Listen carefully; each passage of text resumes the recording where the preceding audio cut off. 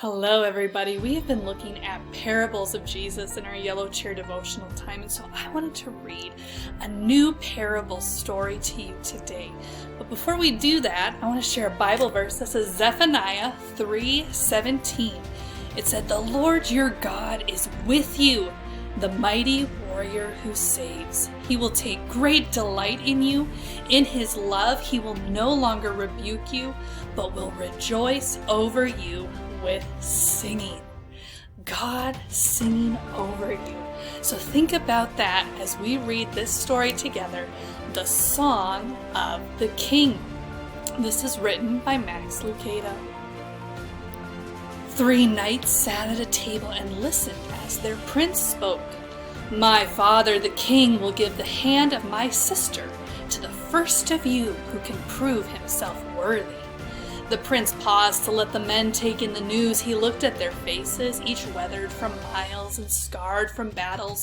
The 3 had much in common. They were the strongest warriors in the kingdom, and they each wanted to marry the daughter of the king. The king had promised each a chance, a test to see which was worthy of his daughter, and now the time for the test had arrived. "The test is a journey," the prince explained, "a journey to the king's castle by way of Hemlock." "The forest?" one knight quickly inquired. "The forest," answered the prince. There was silence as the knights thought about the words. Each felt a stab of fear. They knew the danger of Hemlock, a dark and deadly place. Parts of it were so thick with trees that the sunlight never found the ground. It was home of the Hope Knots, small, sly creatures with yellow eyes. Hope Knots were not strong, but they were clever, and they were many. Some people believed the Hope Knots were lost travelers changed by the darkness, but no one really knew for sure. "Will we travel alone?" Carlyle spoke. A strange question to come from the strongest of the 3 knights. His fierce sword was known throughout the kingdom.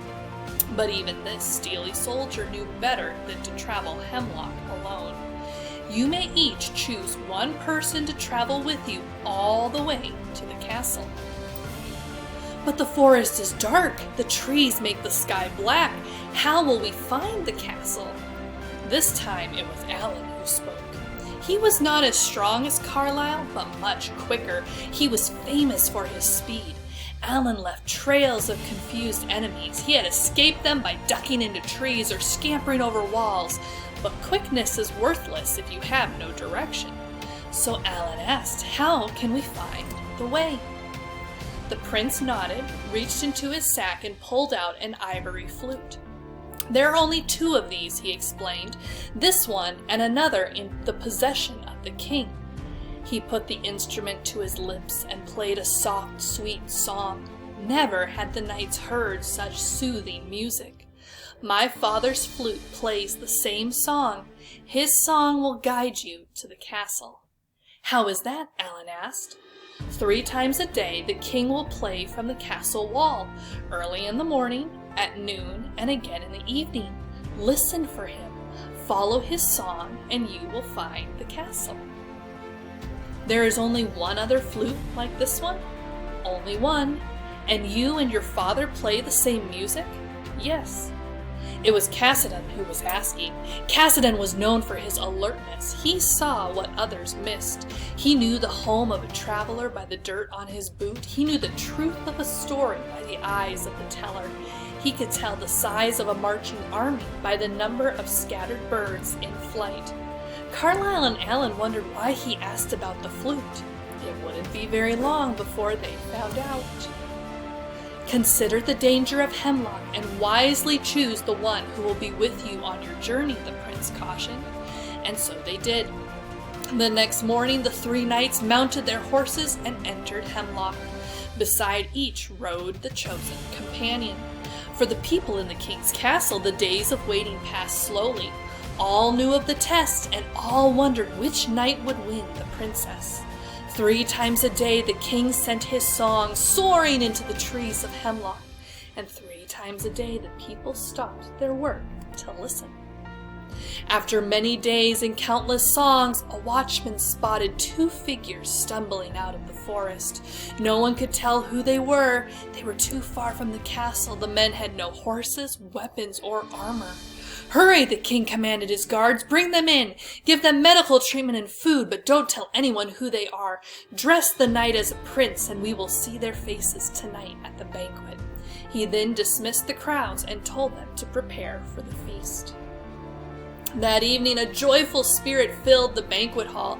At every table, the people tried to guess which knight had survived Hemlock Forest. Finally, the moment came to present the winner.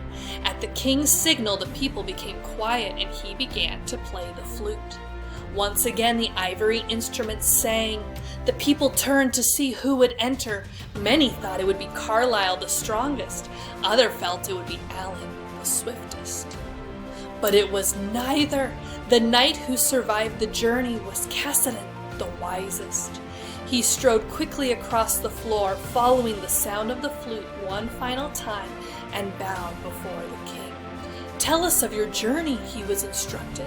The people leaned forward to listen. "The Hope Knocks were crafty," Cassidan began. "They attacked, but we fought back. They took our horses, but we continued. What nearly destroyed us, though, was something far worse." "What was that?" asked the princess. "They imitated." "They imitated?" asked the king. "Yes, my king, they imitated. Each time the song of your flute would enter the forest, 100 flutes would begin to play. All around us we heard music, songs from every direction." "I do not know what became of Carlisle and Alan," he continued, "but I know that strength and speed will not help one hear the right flute." The king then asked the question that was on everyone's lips. "Then how did you hear my song?"